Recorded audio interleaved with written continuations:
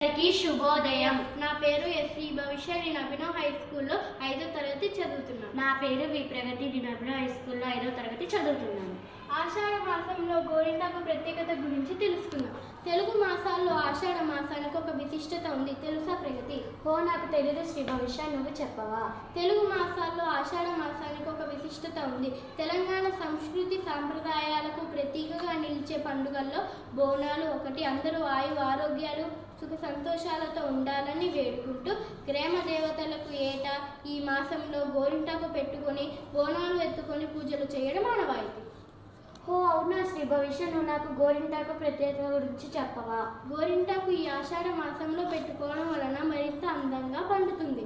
పూర్వీకుల నుండి ఒక ఆచారంగా వస్తుంది. గోరింటాకు ఎరుపు రంగులో పండడం అనేది ఆ మగువ ఆరోగ్యాన్ని సూచిస్తుంది.